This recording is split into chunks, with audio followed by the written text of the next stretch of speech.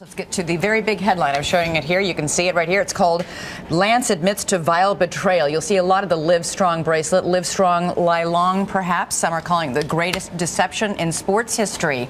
Justice Department officials are now recommending the department join a federal lawsuit against the disgraced cyclist. Armstrong admitted to doping in a no-holds-barred interview with Oprah on Monday. And ABC's Neil Karlinski, who had covered the twists and turns in Armstrong's story for years, is in Seattle with the very latest. Neil, good morning.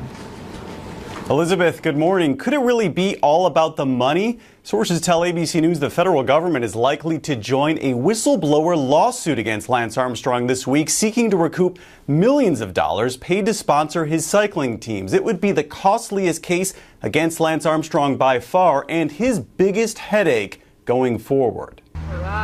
This morning, sources say the lying is over after a decade of denials. I have never doped. Even lawsuits and vicious attacks against his detractors. I've never taken performance-enhancing drugs. Sources tell ABC News that Lance Armstrong now admits he really was on more than just his bike.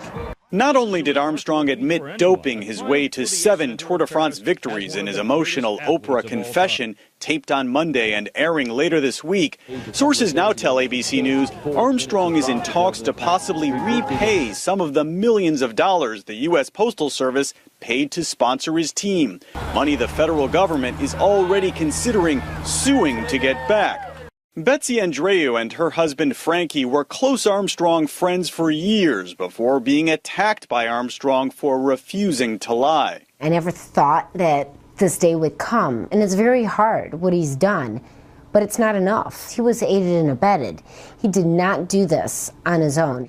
Even more stunning, sources say Armstrong is considering finally coming clean to U.S. anti-doping authorities, even naming others involved with beating the drug tests and maintaining the myth. Everything that's been happening in the last week is self-serving, and it's all about salvaging what's left of his brand.